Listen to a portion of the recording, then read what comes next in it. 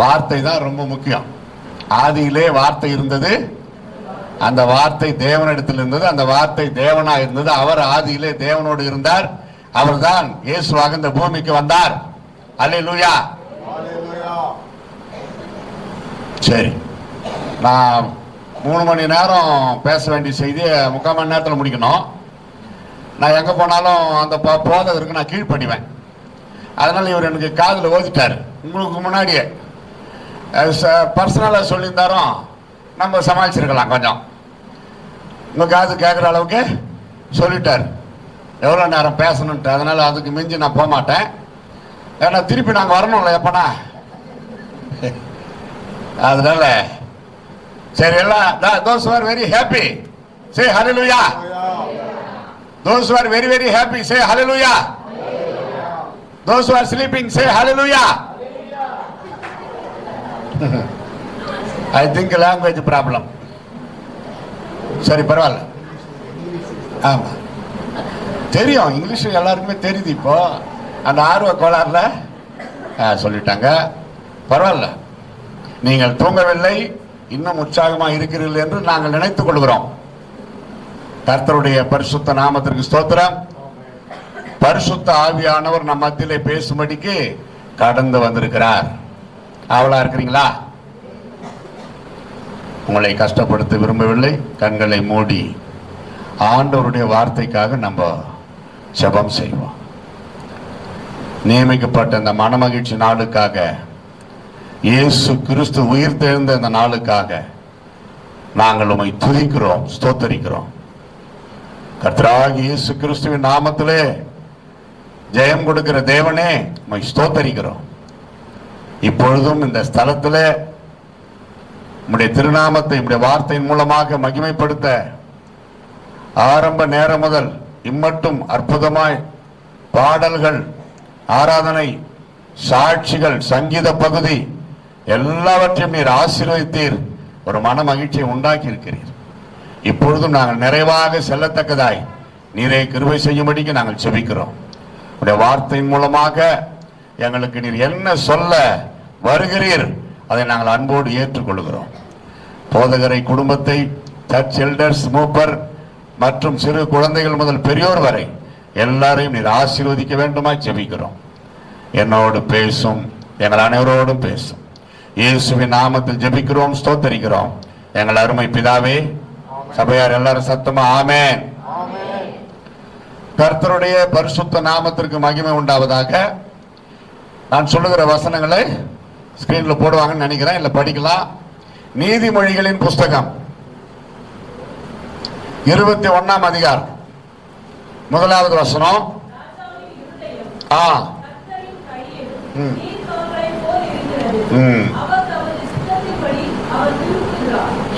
அருமையான ஒரு வசனம், அதை அப்படியே மனசுல வச்சுக்கங்க. பிரசங்கி புஸ்தகம் 6ஆம் அதிகாரம் 9வது வசனம். எக்லீசியாஸ்டஸ், ஆசையானது அலைந்து தேடுகிறதை பார்க்கிலும் கண் கண்டதே நலம்.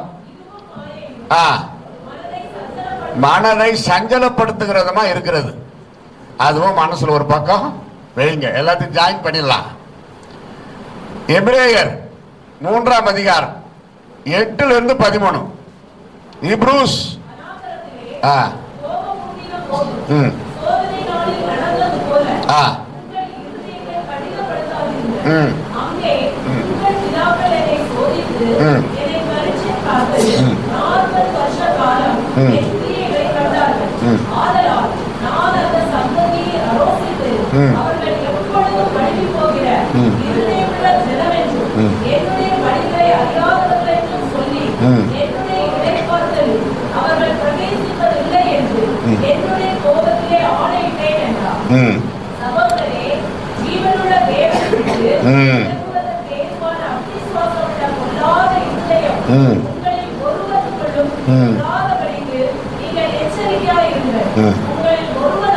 Listen, very important. இதான் உங்களில்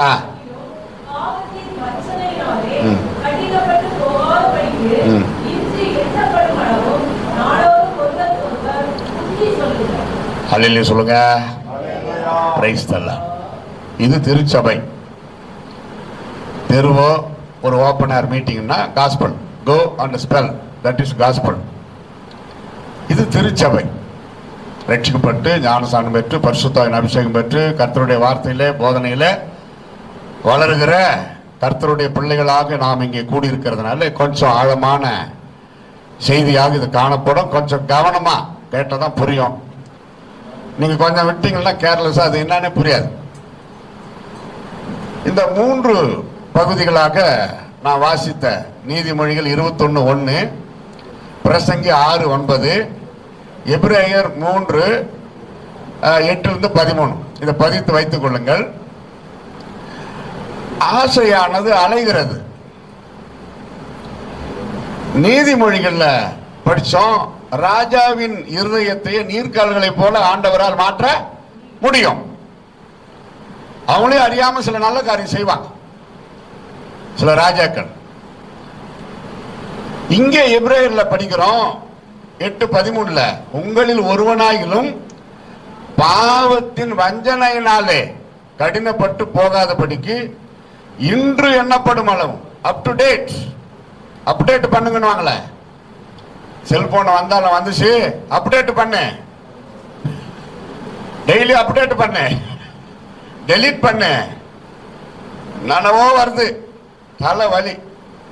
அங்க ஒரு பாஸ்டர் இருக்கிறாரு, எனக்கு வாட்ஸ்அப் கிடையாது, ஃபேஸ்புக்கு கிடையாது, இமெயிலும் கிடையாது, கொசுமெயிலும் கிடையாது, யூடியூப்பு சைக்கிள் டியூப்பு அதெல்லாம் ஒன்றும் கிடையாது.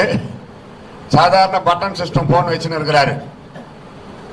நம்மளாம் வச்சிருக்கிறோமா நல்லா படமெல்லாம் வர்ற மாதிரி கிடையாது, வெறும் பட்டன் சிஸ்டம். அந்த காலத்தில் நம்ம வச்சிருந்தோம். யாருன்னா போன் பண்ண பேசுவேன், நான் யாருக்காவது போன் பண்ணுவேன், அவ்வளோதான். நான் அவருக்கு என்ன சொன்னேன் தெரியுமா? உத்தமமான வேலை, உங்களுக்கு தலைவலியே வராதுன்னு. ஆமாம், எனக்கு வர்றதே இல்லை தலைவலின்னாரு. கரெக்டு தான். எவ்வளோக்கு எவ்வளோ கிறிஸ்தவர்கள் கூட ஊழியர்கள் கூட மீடியாவில் ரொம்ப இன்வால்வ் ஆகுறாங்களோ விரலெல்லாம் வலிக்கும், தலை வலிக்கும், ராத்திரியில் தூக்கம் வராது. இப்போ இதை எடுக்கிற வீடியோ எடிட் பண்ணி நான் வெளியிடுறதுக்கு ஏறக்குறைய 4 மணி நேரம் ஆகுது மொத்தம். கடைக்காரங்கிட்ட போய் கொடுத்தா ஒரு 1000 ரூபாய் கேட்பான். நம்ம அந்த அளவுக்கு வசதி கிடையாது. அந்த 1000 ரூபாய் அந்த ஸ்ரீலங்காவில் ஒரு 5-10 பேர் கொடுக்கலாம், ஹெல்ப் பண்ணலாம். ஏன் நம்ம தமிழ்நாட்டிலே ஏழைகள் எவ்வளோ பேர் இருக்கிறாங்க கொடுக்கலாம். எளிய ஊழியக்காரங்க வராங்க எவ்வளோ பேர், மாசமானா ஒவ்வொரு மாசமும் எவ்வளோ பேர் நம்மளை தேடி வராங்க, அவங்களுக்கெல்லாம் சேர்த்து வச்சு ஹெல்ப் பண்ண அப்படிதான் செய்கிறோம். சொல்றது மட்டும் இல்லை, ஞானத்தை ஆண்டவர் கொடுத்துருக்கிறாரு. அதை வச்சு நம்ம இன்னைக்கு வரைக்கும் செய்கிறோம். 6-7 வருஷமா. நான் படிச்சது எலக்ட்ரிஷியன், அதனால இந்த மைக் செட்டில் கூட எதனா பிரச்சனை வந்தால் நான் போய் அதை அட்டன் பண்ணுவேன். சகோதரி சங்கீதம் நடத்துறப்ப குப்பு குப்பு குப்பு ஒரே சத்தம். ஒன்றும் இல்லை, பேஸை குறைச்சி ட்ரபிளில் கொஞ்சம் ஏற்றினான்னு சொன்னேன். நம்ம ஆர்வனுக்கு சரி பண்ணிட்டாரு. அவரு கூட தெரிந்து என்னோட ரொம்ப ஓவரா. வல்லவனுக்கு வல்லவன் வையகத்தில் உண்டு. இப்போ எனக்கு தெளிவா, அது முதல் தெளிவா சவுண்ட் இருக்குது. பரிசுத்தவான்களை பார்க்கணும், சொந்தக்காரங்களை பார்க்கணும், விசுவாசிகளை பார்க்கணும், சொந்த மனைவியை அடிக்கடி பார்க்கணும், அப்படியெல்லாம் ஒரு எண்ணம் வந்துகிட்டே இருக்குது. பிரைஸ்ல ஹல்லேலூயா. ஆமா. ஏன் அந்த மனைவி சொன்ன, என் மனைவி பத்தினா அந்த பேர பிள்ளைங்களை வந்துட்டு பிறகு என்னை கண்டுக்கிறது இல்லை. அவங்க உலகத்திலேயே ஒரே வீட்டில் கணவன் மனைவி ஒன்னா இருந்துக்கிட்டு பார்க்காத ஒரே ஆசாமி நான் தான். பார்க்க முடியாத என்னன்னா காலையில் 6:30 மணிக்கு எங்களுக்கு குடும்ப ஜபம். அப்போ இருப்பாங்க என் கூட 2 பாட்டு, பைபிள் வாசனம், ஜபம். சரிங்க, நான் கீழே போகிறேன். ஏன்னா நாங்கள் மேலே இருக்கிறோம், கீழே பையன் குடும்பம், மகன் குடும்பம், ஐயா அம்மா எல்லாம் பார்த்துருக்குறீங்க. இங்கே எங்கள் கூட ஒரு முறை அவர் வந்திருக்கிறாரு. அப்போ கல்யாணம் ஆகலை. அப்புறம் கல்யாணம் ஆகி இப்போ 2 பையனுங்க அவருக்கு. அதனால பெரிய ஆளாயிட்டாரு. அப்போ எனக்கு சாப்பாடு மகன் மேலே கொண்டு வந்து கொடுத்துருவாரு. ஏதோ வெளியூர்லேருந்து எத்தற மாதிரி கீழே இருந்து மேலே டிஃபன் பாக்ஸில் வந்துடும். காலை டிஃபன், மத்தியானம் சாப்பாடு, நைட்டு இவங்க கொண்டு வந்துடுவாங்க. சில டைம் அப்போதான் பார்ப்பேன். வீட்டிலே இருக்கிறோம், ஆனால் அவங்க டயர்டா பேர பிள்ளைகள் விட்டு காலையில் போனவங்க நைட்டு வருவாங்க. சில டைமில் நைட்டு கூட மகனே கொண்டாந்து வச்சுட்டு போயிடுவான். அம்மா வர்றதுக்கு கொஞ்சம் லேட் ஆகுமா, அது தகவல் கொடுத்துட்டு போயிடுவார். சரி, சாப்பிட்டு நானும் சோத்துரு மட்டும் ஜெபம் பண்ணிட்டு 10க்குள்ள நான் படுத்துறேன் 10:30 வச்சுங்க. நம்ம 11:30 வருவாங்க. எப்படி பார்க்க முடியும்? நான் தூங்கிட்டு பிறகு வருவாங்க, எழுந்துக்கிறதுக்கு முன்னாடி போயிடுவாங்க. அப்ப எப்படி பார்க்கறது? அப்படி. ஆனா பார்த்துனே இருப்பேன். ஊழியமெல்லாம் பிளான் பண்ணுவேன், சொல்லிடுவேன் இந்த இடத்துக்கு ஊழியத்துக்கு போகலாம் அப்படி. எதுக்கு? கூட கூட்டின்னு போகிறதுக்குன்னு. கொஞ்சம் விலகி கொஞ்சம் ரிலாக்ஸ் ஆகிரு. வேற பிள்ளைகளோ நேசி வேணான்ல, நானும் நேசிப்பேன். எனக்குன்னு ஒரு நேரம், அவ்வளோதான். போய் கொஞ்சம் குழா விட்டு மொத்தம் முடிச்சுட்டு நல்லா ஒரு 1/2 மணி நேரம் திருப்தியாக மேலே 4 பேர பிள்ளைகள் எங்களுக்கு மொத்தம். 2 அடிக்கடி சந்திக்க முடியாது, 2 தான் அடிக்கடி பார்க்கறது பேசுறது.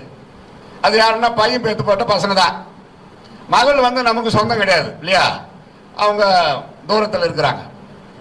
அதனால நான் பிளான் பண்ணி மலேசியா சிங்கப்பூர் போனாலும் சரி, இலங்கை போனாலும் சரி, இந்த மாதிரி சவுத்துக்கு ஏறக்குறைய 21 நாள் இப்போ பிரயாணம் புறப்பட்டு வந்துட்டோம். ஃப்ரீயா இரு, ரிலாக்ஸா இரு, பாட்டு பாட சொன்னா பாடு, சாப்பாடு போட்டா நல்லா சாப்பிடு, எல்லாம் சொல்லி கூட்டின்னு வந்திருக்கிறேன். அப்பப்போ அவங்க ஆழ்ந்த சிந்தனையில் இருக்கிறாங்கன்னா பேர பிள்ளைங்களை நினைச்சுன்னு இருக்கிறாங்கன்னு அர்த்தம். என்ன கூட குழந்தை மாதிரி நினைச்சுக்குமா அப்படியெல்லாம் சொல்றது. சில நேரங்களிலே புருஷன் மனைவிக்கு குழந்தை போல மாறலாம், சில நேரங்களில் மனைவி கணவருக்கு குழந்தை போல மாறலாம். அதாவது யாரும் மற்றவங்க இல்லாம கணவன் மனைவி மட்டும் உட்கார வச்சு ஒரு தம்பதியருக்கு ஒரு சிறப்பு செய்தி கொடுக்க சொன்னா நான் கொடுப்பேன். அதனால இப்ப இதோட அதை விட்டுடலாம், அது போனா பெரிய அளவுல போயிடும் மேட்ரு. அதனால மீதி நீங்க தியானம் பண்ணி வாழ்க்கை ஒரு முறை, புருஷரே மனைவியே ஒருவரில் ஒருவர் அன்பு, அவ்வளவுதான் நான் சொல்லப்பட்டேன். சமீபத்தில் 3 காரியங்கள் நம்மை பாதித்து கொண்டிருக்கிறது. உலகம் ஃபுல்லா வளம் வந்து கொண்டிருக்கிறது. 3மே துக்கமான செய்தி. ஒன்று, ஏர் இந்தியா எக்ஸ்பிரஸ் விழுந்து எரிந்தது, நேற்று சொன்ன மாலை. அடுத்தது, ஒரு வாலிபன் அவன் குற்றவாளி என்று நிரூபிக்கப்படுவதற்கு முன்னாடியே போலீசாரால் அடித்து மரித்தான். நம் உள்ளத்தை உடைக்கிறது. வாலிப பையன், வாழ வேண்டிய ஒரு பையன். அடுத்தது, கோடிக்கணக்கான ரூபாய் செலவு பண்ணி தன்னுடைய ஒரே மகளை ஒரு பிரபலமான மனிதனுடைய மகனுக்கு திருமணம் செய்து வைத்து, மார்ச் திருமணம் இப்போ போன 1 வாரத்துக்கு முன்னாடி அந்த பெண்மணி மணப்பெண் தற்கொலை. என்னன்னா, அவ்வளோ கொடுத்தும் மேற்கொண்டு வரதட்சணை கேட்டு கொடுமைப்படுத்தி அந்த பெண் தாங்க முடியாமல், அந்த பரிதாபம் 70 லட்சம் ரூபாயில காரு, 3 கோடிக்கு மேல நகை நெட்டெல்லாம் போட்டு திருமண செலவெல்லாம் பெண் வீட்டாரே செய்திருக்கிறார்கள். அப்படி இருந்தோம் மேற்கொண்டு ஏதோ கொஞ்சம் கொடுக்க வேண்டி இருந்ததாம். அதாவது ஆதாரமற்ற செய்தி இது. அது மட்டும் உண்மை என்னவென்றால், ஒரு வாலிப பெண் அநியாயமா தற்கொலை செய்து கொண்டால், அது கிறிஸ்துவங்களே இன்னைக்கு நிறைய பேர் தற்கொலை பண்ணிக்கிறாங்க. அது என்னன்னு புரியல. சத்தியத்தை அறியாதவங்களுக்கு அது சாதாரணம் தான். யோசிக்கணும். 3 காரியங்கள் நம்மை பாதிக்கிறது. இந்த வாட்ஸ்அப் யூடியூப் எல்லாம் வந்துட்டதுனால நிறைய உடனே தகவல் வந்து கொண்டே இருக்கிறது. காலம் கெட்டு போனது. திகைத்து திடுக்கிடத்தக்க காரியங்கள் பூமியில நடந்து கொண்டிருக்கிறது. திகைத்து திடுக்கிடத்தக்க காரியங்கள் இதெல்லாம். மனிதன் மிருகமாக மாறுகிறான். ஒரு கொலையாக அவனுக்கு தெரியவில்லை. நரகம், நமக்கு நரகத்தில் எவ்வளவு வேதனை அது கூட அவனுக்கு புரியல. ஆனா கர்த்தருடைய பிள்ளைகளாக நாம் மனசாட்சி, குற்றமற்ற மனசாட்சியோடு வாழ வேண்டும் என்று கர்த்தர் விரும்புகிறார். அல்லேலூயா. அதனால தான் சொல்றேன், எங்க போனாலும் எனக்கு திருமணம் ஆவதற்கு முன்னாடியே அநேக கணவன் மனைவி பிரச்சனையை தீர்த்து வைத்திருக்கிறேன். எனக்கு திருமணம் ஆவதற்கு முன்னாடியே திருமணத்துல மற்ற கிறிஸ்தவ திருமணங்களில பிரசங்கம் பண்ணியிருக்கிறேன். அது எப்படி? வசனத்தை வைத்துதான். திருமணம் ஆன பிறகு இன்னும் அதிக நாங்க 2 பேருமே ஒற்றுமையா போய் அந்த பிரச்சனை தீர்த்து வைப்போம். ரொம்ப வயசானவங்களுக்கு ஜாமான கூப்பிட்டா நான் அவங்ககிட்ட கேட்பேன், பிழைக்கணுமா எடுக்கலாமா? நீங்களே சொல்லுங்க. 98 வயசு ஆகுதுன்றீங்க, என்ன சொல்றீங்க? ஆண்டவரே இந்த ஐயாவை காப்பாற்றணும் கேட்கட்டா, இல்லை எடுத்துக்கொள்ளணும் கேட்கட்டான்னு மலேசியாவில் ஒரு வீட்டில் அந்த ஐயாவுடைய மருமகள், ஐயா எடுத்துக்கிட்டோன்னு ஜாமானுங்க ஐயா. அந்த பெண்மணியை யாருமே திட்டல, எல்லாருமே கூட ஒருமனப்பட்டார்கள். ஆமா, அவங்க சொல்றது கரெக்ட் தான்.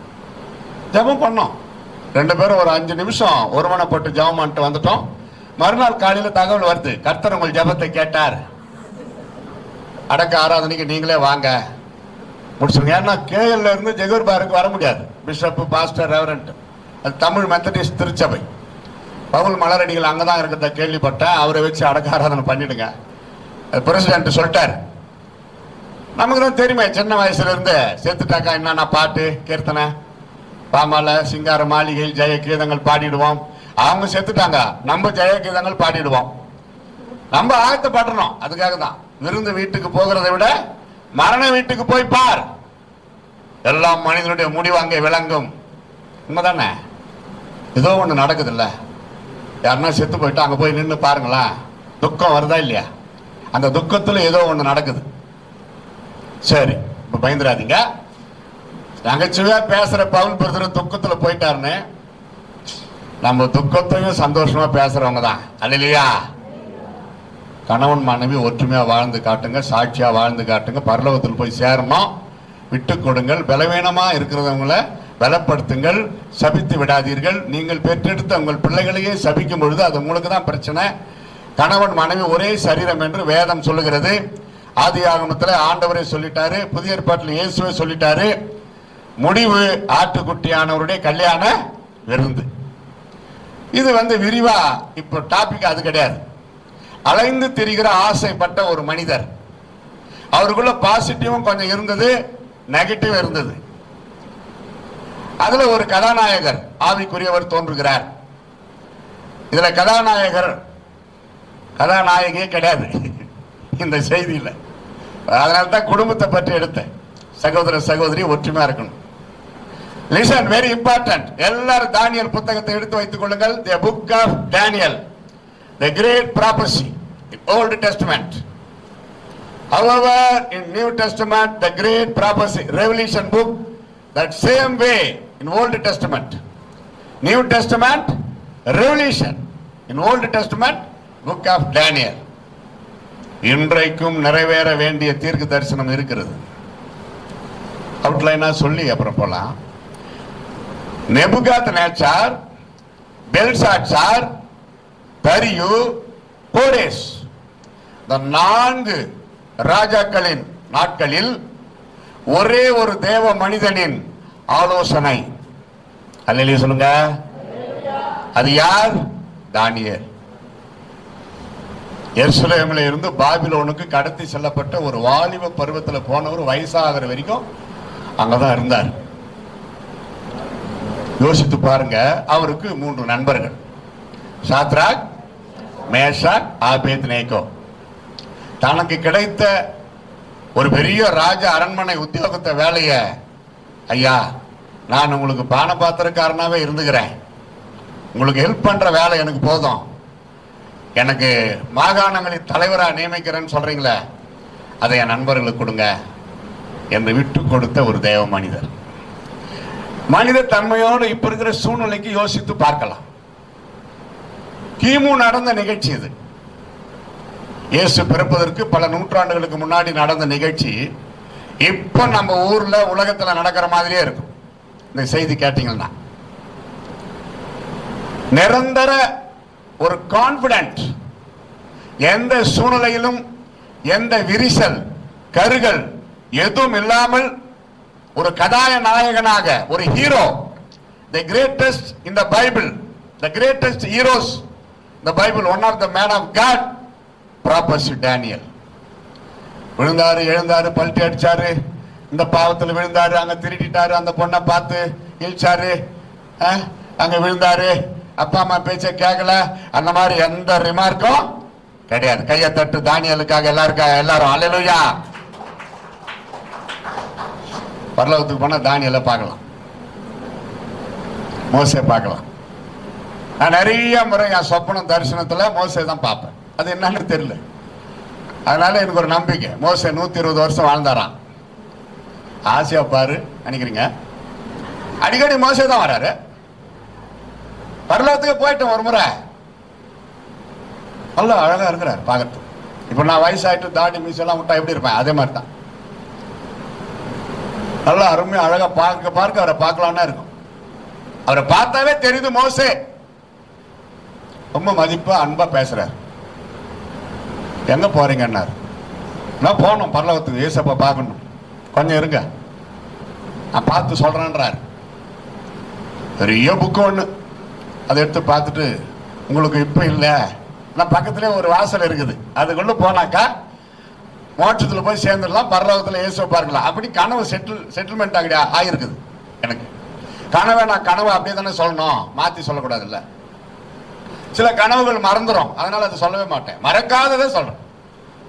இன்னும் உங்களுக்கு நாட்கள் இருக்குது, நீங்க தயவு செய்து போயிடுங்க, ஏசப்பா ஊழியத்தை தொடர்ந்து செய்யுங்க. இப்ப உங்களுக்கு இல்லைன்ட்டார். போறப்ப போன உற்சாகம், குஷி, சந்தோஷம், வர்றப்ப இல்லை, ரொம்ப துக்கத்தோட வர்றேன் அப்படி எழுந்துட்டு. அதான் சொன்னாங்க, மோசே கதவை திறந்துட்டு இருந்தாரு, இங்க எல்லாரும் அழுதுன்னு இருந்திருப்பாங்களாம் சொல்றாங்க ஊழியக்கார். அப்படித்தானா பரிசுத்தவான்களுக்கு மரணம். பரவாயில்ல, 4-5 முறை அந்த மாதிரி போய் வந்துட்டேன், அட்டன் பண்ணிட்டேன். அப்பதான் யோசிக்கிறேன், பரவாயில்ல, இன்னும் கொஞ்ச நாளைக்கு நம்ம இருப்போம் போல இருக்குது. ஆயுஷ நாளை கூட்டி கொடுத்துக்கிட்டே இருக்கிறாரு. அப்ப ஆண்டவருக்காக எதையாவது நம்ம செய்யணும். அதுதான் சொல்றேன். ஐயா, நீங்க ஊழியக்காரு பல இடத்துக்கு போயிட்டு ஸ்ரீலங்கா, வட இந்தியா, மலேசியா, சிங்கப்பூர் எல்லாம் போய் செய்றீங்க, தமிழ்நாட்டிலும் செய்றீங்க. நாங்க என்ன செய்யறது நினைக்கலாம். சிம்பிளா ஒரு ஊழியம் உங்களுக்கு சொல்லட்டுமா? 1, ஜெப ஊழியம். never spend 10 paise, 1 Ruby, 10 Ruby. ஜெபத்துக்கு பணம் செலவாக வேண்டிய அவசியமே இல்லை. சபைக்காக, ஆத்துமாக்களுக்காக, தேசத்திற்காக கண்ணீர் விட்டு ஜெபம் பண்ணுங்கள். உங்களுக்கு ஒவ்வொரு சொட்டு கண்ணீருக்கும் ஆத்துமாக்கள் வருவார்கள் ஆலயத்துக்கு. 2வது ஊழியம், கைப்பிரதி இருக்குதா? சுவிசேஷ கைப்பிரதி 10 எடுத்துங்க, நம்ம சர்ச்சு சீல போட்டுங்க, வருவார் போவாருக்கு கொடுங்க. சரியான ஒரு ஊழியம். எங்களை விட உங்களுக்கு தான் பரலோகத்தில் அதிக பலன் உண்டு. யாருக்கு? கைப்பிரதி ஊழியம். கையை தட்டி எல்லாரும் பிரைஸ் தி லார்ட், ஹல்லேலூயா. இப்போதைக்கு இதை செய்யுங்க. இதுக்கெல்லாம் ஆண்டவர் என்ன அழைக்கணும், என்கிட்ட பேசணும், அழைப்புக்காக காத்திருக்கிறேன். ஐயா, ஒரு 20 வயசு 18 வயசு வாலிபன் அழைப்புக்காக காத்திருக்கிறேன் என்று சொல்லி ஜெபிக்கிறவன் கூட கைப்பிரதி கொடுப்பான். ஒரு சில மாதங்களுக்கு முன்னாடி ஒரு ஐயாவை சந்தித்தேன். ஐயா, நீங்க ஊழியம் செய்யறீங்களா? என்ன ஊழியம் செய்யறீங்கன்னு கேட்டேன். பிரதர், நான் ஜெபம் பண்ண இருக்கிறேன்னாரு. ஜெபம் பண்ணுகிறீங்களா? எதுக்காக? என்ன? கர்த்தருடைய அழைப்புக்காக நான் காத்து இருக்கிறேன், ஜெபம் பண்ணி கொண்டிருக்கிறேன். 85 வயசு தாத்தா, இனிமேல்ட்டு கர்த்தர் அழைப்பார் உன்னை, நீ கர்த்தருடைய அழைப்பு ஊழியத்துக்காக காத்திருக்க முடியாது. 85 வயசுல ஓய்ந்து முடியணும். சிம்பிளா சில ஊழியங்களை செய்யலாம். நான் சொல்லுவேன், எங்க போனாலும் வாலிப பிராயத்துல ஊழியத்துக்கு வா அப்படி சொல்ல மாட்டேன். ஊழியத்துல குதித்து விடு சொல்லுங்க எல்லாரும். வாலிப பிராயத்துல ஊழியத்துல jump into the field ministry. நீ வானா போடா அப்படின்னு ஆண்டவர் சொல்லவே மாட்டாரு. நீ தான் எனக்கு தேவை. வாலிப பிராயத்திலே ஊழியத்திற்கு வர்றவங்க ஊழியத்தை பாருங்க. அவர்கள் பாடமும் கற்றுக்கொள்கிறார்கள், ஊழியத்தையும் நேர்மையாக சிறப்பாக செய்வார்கள். என்னுடைய 20வது வயசுல நான் வந்தேன். எல்லாத்தையும் தூக்கி விசிறி போட்டு வேலையெல்லாம், அதே ஆர்வம், அதே உற்சாகம், அதே துடிப்பு இப்ப கூட அந்த ஊழியத்துல தான். மற்ற காரியத்துல நான் பலவீனான், அவ்வளவுதான். அப்ப ஆண்டவர் அதுக்காக தான் வைத்திருக்கிறார். அல்லேலூயா சொல்லுங்க. கர்த்தர் நல்லவர். தானியேலின் புஸ்தகம் 2:45. இனிமேல் சம்பவிக்க போகிறதை மகாதேவன் ராஜாவுக்கு தெரிவித்துள்ளார். சொப்பனம் நிச்சயம், அதன் அர்த்தம் சத்தியம். பிரைஸ் தி லார்ட், ஹல்லேலூயா. இப்போ தானியேல் சொல்ற அந்த வார்த்தை பார்க்கிறோம். இப்படியே ஃபாலோ பண்ணுங்க.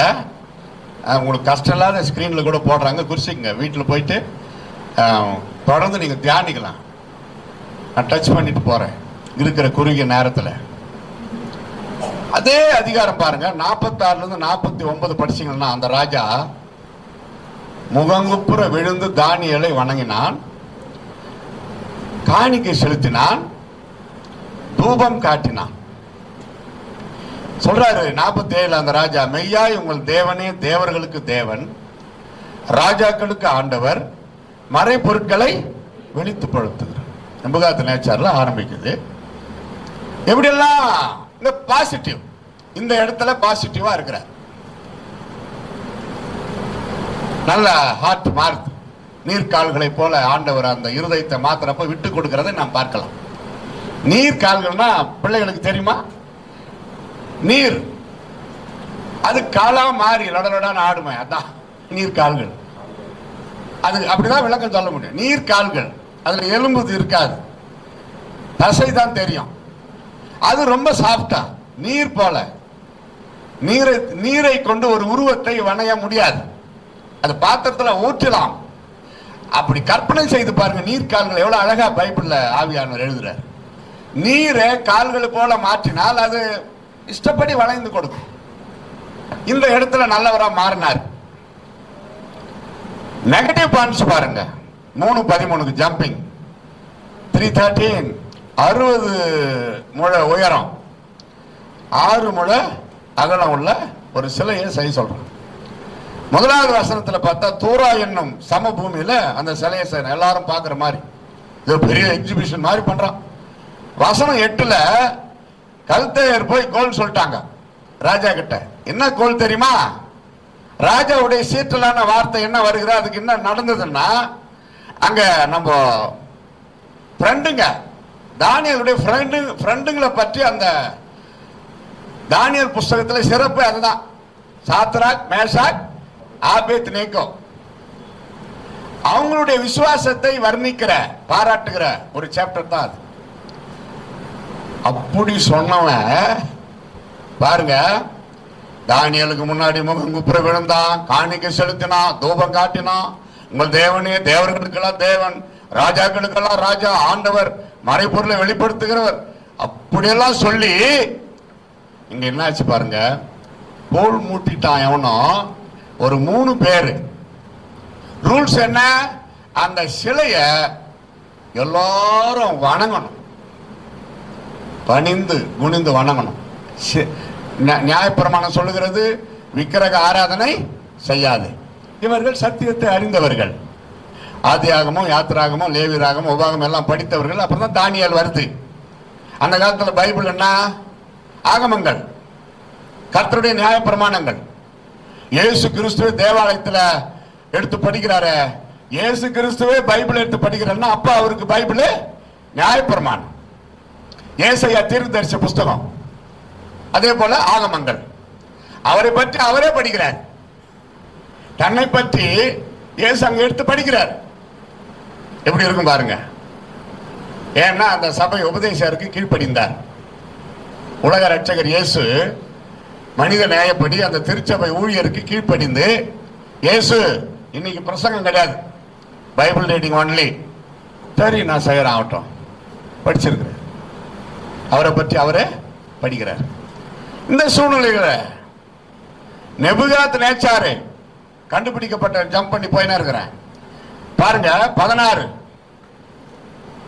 தானியேல் 3:16 ராஜாவேன்னு கூட சொல்லல, நெபுகாத்நேச்சார் இந்த காரியத்தை குறித்து. எதை குறித்து? சிலையை வணங்க வேண்டும், இது கட்டாயம், இல்லாவிட்டால் எரியும் அக்னியில தூக்கி வீசி எறியப்படுவீர்கள். கேள்விப்பட்டுட்டோம், ஆனாலும் படிக்குமா?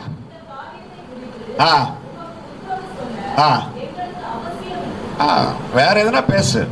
உனக்கு நாங்க என்ன துரோகம் பண்ணோம்? சிலையை வச்சுட்டா நாங்க கும்பிட்டுதான் ஆகணும். எங்களுக்காகவே வைக்கப்பட்ட சதி எங்களுக்கு நன்றாக தெரியும். ஆனாலும் ராஜாவா இருக்கிறதுனால நாங்க உங்களுக்கு உத்தரவு சொல்றோம், இதை பற்றி பேசாதீங்க ராஜா, நாங்க வணங்க மாட்டோம் என்பது ராஜாவாகி உமக்கு தெரிந்திருக்க கடவுது. இங்கதான் 17:18 விசுவாச சோதனை. தூக்கி வீசி எறிகிறாங்க, அக்கினி அவர்களை பற்றவில்லை. தம்பி இங்க கவனி, நீதான் இங்க கவனி, பிரசங்கம் பண்றப்ப என்ன கவனி. அவனை அப்புறம் பாரு, ஆராதனை முடிஞ்ச பிறகு அவனை எவ்வளவு நேரம் வேணா பாரு. இங்க பாருங்க, சிறு பிள்ளைகளும் புரிந்து கொள்ளும் அளவுக்கு நான் பேசி. ஓ, இங்க இவ்வளவு பேர் இருக்கிறீங்களா? கவனிக்கல. சவுண்டா கேக்குறீங்களா இல்லையா? ஏன்னா உங்களை நான் பார்க்க முடியல. பிரைஸ் லார்ட், ஹல்லேலூயா. சவுண்ட் கேக்குதா? கேளுங்க. அப்பப்போ இனிமே எட்டி பார்க்குறேன். நல்ல பிள்ளைகள் 3 பேரும் கவனமா கரெக்டா இருக்கிறேன். நான் பார்க்கலன்றதுனால அவங்க எதுவுமே எனக்கு பண்ணல. ஆனா கண்ணு முன்னாடி உட்காந்து நீங்க எனக்கு பண்றீங்க. யோசிக்கணும். ஆலயத்திலே யாரெல்லாம் அடங்கி பயபக்தியா இருக்கிறாங்களோ அவங்க வருங்காலத்துல பெரிய ஆளா வருவாங்க. கை தட்டி கர்த்தரை ஸ்தோத்திரம் பண்ணுங்க. பிரைஸ் தி லார்ட், ஹல்லேலூயா. நாங்கெல்லாம் சிறு பருவத்தில் அப்படிதான். எடக்கு பண்ண மாட்டோம். ரொம்ப பயபக்தி, பாட்டு, ஜபம் எல்லாத்துக்கும் நான் பார்க்கணும். பிரசங்கம் பண்றப்ப என்ன பார்க்கணும். கொஞ்ச நேரம் தான் நான் இருக்க போறேன், பார்த்துக்குங்க. இப்போ விசுவாச சோதனை ஆண்டவர் அங்க தலையிடுறாரு. கவனித்தீர்களா? ஆண்டவரே தலையிட்டு அற்புதம் செய்யறாரு. எரியும் அக்கினி 7 மடங்கு எக்ஸ்ட்ரா பண்ணிட்டேன். சாதாரண நெருப்பே நெருப்பு தான், பவர் ஏத்துறான் அந்த நெருப்புல. ஒயிட் பெட்ரோல் பிளைட்ல போடுவாங்களாம், ஒயிட் பெட்ரோல். அதுதான் உலகத்திலே ரொம்ப குயிக்கா எரியுது. இப்போ எப்படி மறித்திருப்பாங்க பாருங்க அந்த பிளைட்ல, அவ்வளோ. இப்போ தன் வினை தன்னை சுடும். 22 படிங்க. 3:22.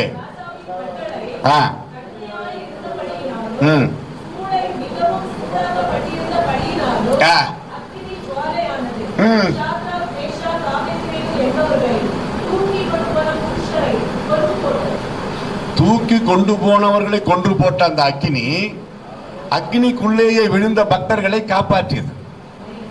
பிரைஸ் தி லார்ட், ஹல்லேலூயா. அதைத்தான் இப்ப பாட்டா பாடுறாங்க. அக்கினி நெருப்பா இறங்கி வரும். இது சுட்டரிக்காத அக்கினி, பரிசுத்த ஆவியின் அக்கினி. ஆனா அவங்க காப்பாற்றப்படணும்னு விரும்பல. What they told, God will save us. If not save us, we never worship your statue. No king. அவங்க பதில் எவ்வளவு வீரப்பா இருக்குது. ராஜாவாகிய உமக்கு தெரிந்திருக்க கடவுது, நாங்கள் ஆராதிக்கிற எங்கள் தேவன் எங்களை அக்கினி சூளையில இருந்து காப்பாற்ற வல்லவராய் இருக்கிறார். ஒருவேளை காப்பாற்றாமல் போனாலும் நீர் நிறுத்தின பொருசலை நாங்கள் வணங்க மாட்டோம் என்பது ராஜாவாகி உமக்கு தெரிந்திருக்க கடவுது. அதிரி போயிட்டான் ராஜா. நெருப்புல சாக போற 3 பேர் தைரியமா நிக்கிறாங்க. ராஜா கால்கள் நடுங்குகிறது. சிலுவையில் அறையப்பட போகிற இயேசு பிலாத்து அரண்மனையில் தைரியமா, சாந்த முகம், அவ்வளவு அமைதியா, அந்த முகத்தை பார்த்து கொண்டே இருக்கலாமா என்று தோன்றுகிறது. அப்படி நிக்கிறாரு சமாதானமா. ஏரோது ராஜா உள்ள போறான், வெளியே வர்றான். நீங்க யோவான் 16, 17, 18 பாருங்க. ஏறக்குறைய 8 முறை பிலாத்து உள்ளே போனான், அதுக்கப்புறம் வெளியே வந்தான், அதுக்கப்புறம் உள்ளே போனான். எப்படி இருந்திருக்கும் அவன் நிலைமை பாருங்க. இயேசு கிறிஸ்துவே யோசிக்கிறாரு, சிலுவையில மறிக்க போற நம்மளே இவ்வளவு சமாதானமா இருக்கும், இவரு ஏன் இப்படி போறாரு வர்றாரு, என்னதான் பண்ண போறாரு, ஒண்ணுமே புரியல. அவனுக்கே புரியல. உள்ள போறான், வெளியே வரான், உள்ள போறான். கடைசியில தீர்ப்பு என்ன? சிலுவை மரண தண்டனை. அவ்வளவுதான். லெட்டர் வருது பிலாத்து மனைவி கிட்ட இருந்து. ஏன்னா அரண்மனையில பெண்கள் திடீர்னு எதுவும் பேசக்கூடாது, ரூல்ஸ். அதான் சபைன்னாங்க. நம்ம நினைக்கிறோம் சபைன்னா சர்ச்சு மட்டும்தான். இலங்கைக்கு போய் பாருங்க, எலக்ட்ரிக்கல் ஆபீஸ் ஒரு போர்டு இருக்கும், மின்சார சபை, வங்கி சபை. சபைன்ற பேரு பொதுவா எல்லாத்துக்குமே வைப்பாங்க. அதனால அது ஒரு சபை. அங்க பெண்கள் வரக்கூடாது, திடீர்னு அங்க பேசக்கூடாது. லெட்டர் எழுதி கொடுத்து அனுப்புது அந்த அம்மா. உண்மையாவே அந்த அம்மாவை நான் பாராட்டுறேன். அந்த ஒரே காரியத்துக்கு அந்த அம்மா இயேசுப்பா கிட்ட பரலோகத்தில் இருக்குன்னு நான் நினைக்கிறேன். அந்த நீதிமானுக்கு சிலுவை மரண தண்டனை கொடுக்க வேண்டாம், அவர் நிமித்தம் சொப்பனத்தில் நான் வெகு பாடுபட்டேன் அத்தான் அப்படின்னு லெட்டர் வருது. பிலாத்துக்கிட்ட கொண்டாந்து கொடுக்குறாங்க. யாரோ சர்வெண்ட் அந்த லெட்டரை படிக்கிறாரு. பிலாத்துடைய மனைவி லெட்டர் எழுதி கொடுத்தானுப்புறாருன்னா என்ன அர்த்தம் இதுக்கு? பிலாத்து மனைவி படிச்சிருக்கிறாங்க, அது கூட தெரியல, படிச்சிருக்கிறாங்க, அதனால எழுதி கொடுத்து அனுப்புறாங்க. இவரும் படிச்சு பார்த்துட்டாரு. அதுக்கப்புறம் தான் ரொம்ப முயற்சி பண்றாரு. இயேசுவை விடுதலையாக்க தன் மனைவி கொடுத்து அனுப்பின அந்த லெட்டரை படித்த பிறகு பிலாத்து நிறைய முயற்சி பண்றாரு. அந்த காலத்திலே புருஷனுக்கு நல்ல ஆலோசனை கொடுத்த மனைவி இருந்திருக்கிறாங்க. மனைவி பேச்சை கேட்டு முயற்சி பண்ண புருஷன் பிலாத்து கொடுத்தது நல்ல ஆலோசனை. இயேசு கிறிஸ்துவோ சிலுவையிலே மரிப்பதற்காக பரலோகத்தில் இருந்து plan Pannapattu already plan into the heaven. சிலுவை மரணத்திலிருந்து தப்பிக்க யார் முயற்சி பண்ணாலும் அவர் ஒத்துக்க மாட்டாரு. கரெக்டா? நம்ம தான் அங்க ஏன் உக்காந்துக்கிறோம்? இயேசு நமக்காக சிலுவையில் அறையப்பட்டது நிமித்தம் அவர் சிந்தின அந்த பரிசுத்த ரத்தத்தினால் உண்டான ரட்சிப்பு, சபைக்காக ரத்தம் சிந்தப்பட்ட இந்த விழாவில இருந்து உண்டான இந்த திருச்சபை. கையை தட்டி எல்லாரும் பிரைஸ் தி லார்ட், அல்லேலூயா. கை, காலு, உடம்பு, சரீரத்துல ரத்தம், தலையிலிருந்து ரத்தம், முள்முடியிலிருந்து எல்லாமே சாபத்தை போக்க தலையில கொட்டின ரத்தம் எல்லாம் ரைட்டு. பாவம், சாபம், ரோகம், தீராத வியாதிக்காக full of blood he gave sacrifice, but from his heart blood came. மனித நேயப்படி ஒரு மனிதன் மரித்தால் ஒரு 1/2 கிலோ ரத்தம் உறைந்து இருக்குமா? அதை கூட விட்டானுங்களா? அது தேவன் அதை எதற்காக கருதுகிறார்? மனவாட்டி சபையை உருவாக்க. கையை தட்டு. நமக்காக, திருச்சபைக்காக இதய ரத்தம். உணர்ந்து கொள்ளும் பொழுது ஆண்டவரை ஸ்தோத்தரிக்காமல் இருக்கவே முடியாது. நடந்தது என்ன? Very important. பாசிட்டிவ் வந்துட்டான். இப்போ பாசிட்டிவ் இடையில சீறு கொண்டு தூக்கி போட சொல்லிட்டு கட்டளை பிறப்பிச்சுனா, இப்ப அற்புதத்தை கண்ட பிறகு மறுபடியும் பாசிட்டிவ் கேரக்டருக்கு வராரு பாருங்க அந்த ராஜா. 24:25.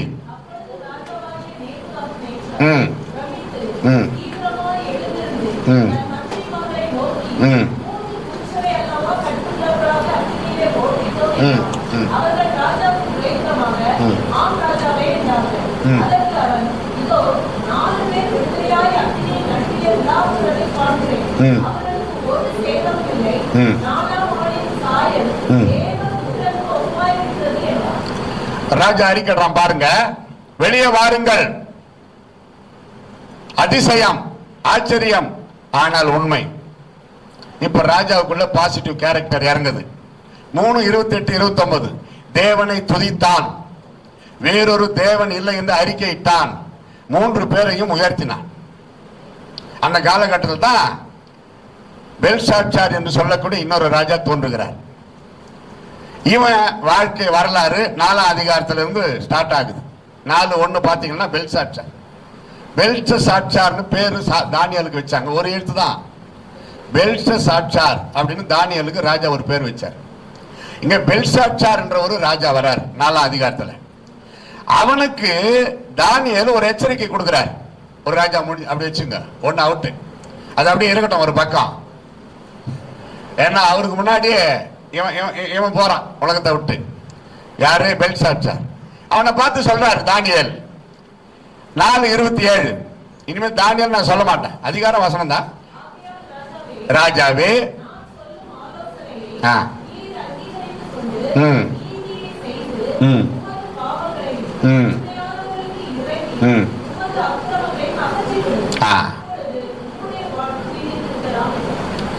கவனிக்கிறீங்களா? நீதி செய், பாவங்களை அக்கிரமங்களை அறிக்கையிட்டு விட்டுரு, சிறுமையானவர்களுக்கு ஹெல்ப் பண்ணு. இப்ப லாங்குவேஜ்ல நான் சொல்லணும் போறேன். இதெல்லாம் பைபிள் லாங்குவேஜ், பைந்தமிழ், சிம்பிள். நம்ம பரலோகத்தில் பிரவேசிக்கணும்னா ரட்சிக்கப்பட்டுட்டு அப்படியே இருந்தா மட்டும் போதாது. நீதி செய், நீதி நியாயம் செய், கொஞ்சம் தலையிடு, அதுல 4 பேருக்கு நல்லது செய். சமாதானம் பண்ணுகிறவர்கள் பாக்கியவான்கள், அவர்கள் தேவனுடைய புத்திரர் எனப்படுவார்கள். இதை நான் அப்படியே இப்படி மாத்தி சொல்றேன். சண்டை பண்ணுகிறவர்கள் சபிக்கப்பட்டவர்கள், அவர்கள் பிசாசின் புத்திரர் எனப்படுவார்கள். கரெக்ட் தானே? சண்டை பண்றீங்களா? பிசாசின் புத்திரர். புருஷனுக்கு கோபம் தான் வரும், மனைவி சண்டையே போடும். அவர்கிட்ட கோபம் தான் வந்துச்சு, அது அவ்வளவுதான், அதுக்கப்புறம் நின்றுடும். அவர் பாவம் செய்யல, இவங்களை ஒப்பிட்டு பார்த்தா, அதனால சொல்றேன். அவ்வளவுதான். சில வீட்டுல மனைவி கோபம் வரும், புருஷன் 4 நாள் விட மாட்டார். ஏன் மர்ஷ, அதுவே நோண்டிக்கிட்டே இருப்பாங்க. அப்படியாப்பட்ட குடும்பத்தில் சமாதானம் இருக்குமா? மகிழ்ச்சி இருக்குமா? ராஜா பற்றி ஒரு தேவ மனிதனை பற்றி பார்த்துன்னு வரோம் பேர்ல மாத்தி மாத்தி. கொஞ்சம் குடும்பத்துக்கு வாங்க. குடும்பத்துல ஆரம்பிக்கணும்ன்றேன். ஒரு மனிதன் சந்தோஷமா இருக்கிறதுக்கு தான் கல்யாணம் பண்றது. கல்யாணம் ஆகியும் ஒருவருக்கு ஒரு பிரச்சனை, குழப்பம், சந்தேகம், மட்டமா பேசுறது தப்பு. கர்த்தர் அதை அருவருக்கிறார். நம்ம தமிழ்நாட்டில், இந்தியாவில் காலையில நிச்சயதார்த்தம், சாயந்தரம் கல்யாணம். சில இடத்துல நிச்சயதார்த்தத்துக்கும் கல்யாணத்துக்கும் இடையில 1 மாசம் தான் குறைந்தபட்சம். அதுவே அதிகம் பிரச்சனை வந்துருது இடையில. இன்னும் மோசமானது, நாங்கள் மலேசியாவுக்கு, சிங்கப்பூருக்கு 20 முறைக்கு மேல போயிருக்கிறோம். 6 வருஷம் நிச்சயதார்த்தம் பண்ணிட்டு 6 வருஷம் கல்யாணம் பண்ணாம இருந்தா பிரச்சனை வருமா வராதா? வரும். சொல்லிட்டாங்க பாருங்க. 6 வருஷம், 6 மாசம் கூட கிடையாதுயா. நாங்க போனோம், எத்தனை பிரச்சனை தீர்த்து வச்சோம். நல்லா இருக்கிறாங்க, கர்த்தருக்கு ஸ்தோத்திரம். அங்கேயே இருக்க முடியாது. அவங்க தான் சரி பண்ணணும் பைபிளை படிச்சு.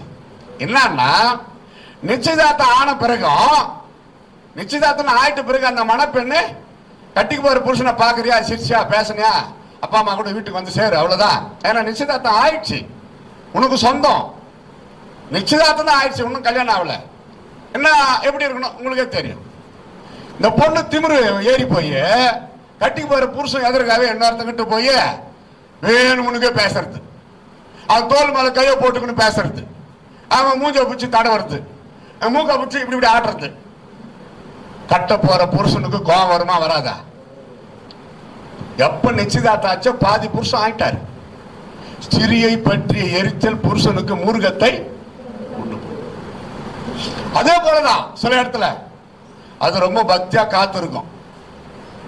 அந்த மணப்பெண் உண்மையாவே பாராட்டத்தக்கதா இருக்கும். இந்த லூஸ் என்ன பண்றான், அது என் கேர்ள் ஃப்ரெண்டு, நீ இதுல தலையிடாத. அப்பவே அந்த பொண்ணு மடியில இடி விழுந்தாச்சு. அப்பா கிட்ட வந்து ஒரே அழ. என்ன சொல்லுமா? இல்ல வேண்டாம். ஏன்னா 6 வருஷம் கொடுக்குறாங்கல்ல, 7 வழியா போகுது. 6 வருஷம் கேப் விட்டா 7 வழியா போகுது.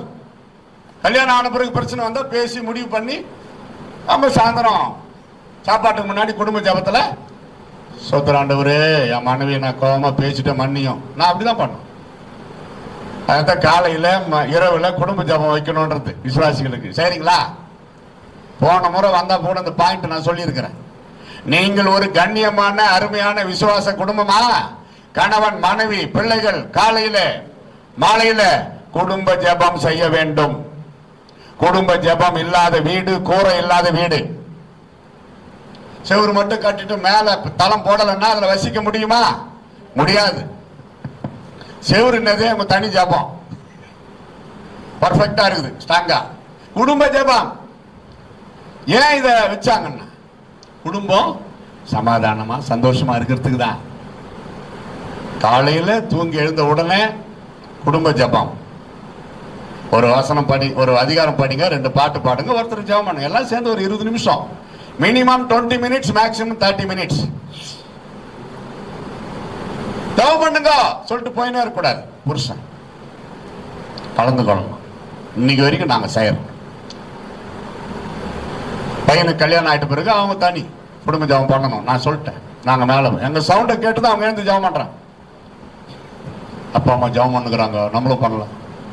அப்ப அப்பா அம்மா தான் முன்ன ஏறா இருக்கணும். ஏர் பார்த்துருக்கீங்கன்னா கிராமத்துல பிள்ளைகளுக்கு முன்னோடிகளா சாட்சி. Okay, come to the important point. ஆனா அந்த ராஜா பாருங்க, அரண்மனையின் மேல உலாவி கொண்டிருக்கிறான்.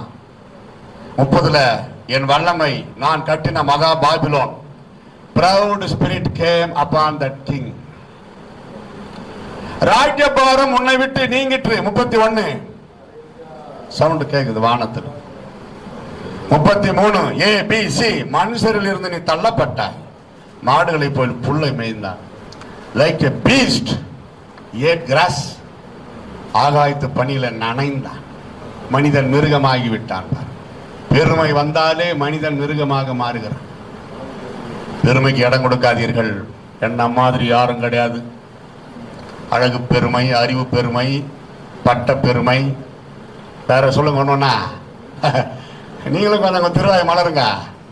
தலை முடி பெருமை, அழகு பெருமை சொல்லிட்டு நான் அப்பவே நிலம், சொத்து, ஆஸ்தி, வீடு, குடும்பம், பிள்ளைகள், படிப்பு பெருமை, ஒண்ணுமே இல்லாவிட்டாலும் வெறும் பெருமை. பிசாசு யாரை விட்டான்? தர்மம் எடுக்கிறார்களே, அந்த காலத்துல பிச்சைக்காரன் சொன்னான். கலைஞர் வந்து மாத்திட்டார். அப்படி சொல்லக்கூடாது, தர்மம் எடுப்போர் அப்படி மாத்தணும். அந்த தெரு பக்கம் நீ வந்த அவ்வளவுதான், அது எனக்கு ஒதுக்கிட்டாங்க தெரியுமான்றான். என்னன்னா அந்த தெருவை தத்து எடுத்துட்டாரோ. எனக்கு எத்தனை தெரு இருக்கு தெரியுமா அந்த பக்கம்? பஸ்ல ட்ரெயின்ல போனா குறைஞ்சது 10 ரூபாய் கொடுத்துருங்க. அவன் கேவலமா நினைக்கிறான். இல்லைன்னா 5 ரூபாய் கொடுங்க ஒரு மாதிரி மறைப்பான். கடன் வேணுமா? நான் தரேன்றான். நான் வட்டிக்கு தரேன். இப்போ பிச்சை எடுத்து பணக்கார ஆனவங்க நிறைய பேர் இருக்கிறாங்க. நம்ம பணக்காரா இருந்து பிச்சை எடுத்துருக்கிறோம். நம்மள என்ன சொல்ல, நான் இன்னும் எளிய மனிதனா தான் இருக்கிறேன். எளிமை ரொம்ப பிடிக்கும் எனக்கு. அதனால தான் மகாத்மா காந்தி பெரிய பணக்காரர் உலகத்திலே. ஆனால் அவர் நமக்காக எளிமையை தரித்தார். இடுப்பில் மட்டும் ஒரு வேஷ்டி கட்டிக்கின்னு மேலாடை இல்லாமல் சுதந்திரத்துக்காக பாடுபட்டார். ஆனால் அவர் எவ்வளவு பெரிய பணக்காரன் தெரியுமா? பாரிஸ்ல போய் பட்டம் பெற்று வந்தவர். அவர் ஆரம்ப கால வாலிப வயசு போட்டவரெல்லாம் பாருங்க, கோட் ஷூட்ல தான் இருப்பார். தலையில நல்லா அழகா முடி இருக்கும், கர்லிங் முடி, எல்லாம் கொட்டி போச்சு பாவம். மகாத்மா காந்தினாவே ஒரு இமேஜ், அழுக்கு தலை, வயசான மகன், ஒரு கொடை கம்பி, ஒரு கண்ணாடி. அவர் வாலிப பருவம் பாருங்க. அப்படியாப்பட்டவர் இந்திய தேசத்தின் மக்களுக்காக தன்னை ஏழ்மையாக்கி கொண்டார். மகாத்மா காந்தியினுடைய அந்த சமாதியை போய் பார்த்திருக்கிறோம். ஏக்கர் கணக்கில் அந்த இடம்.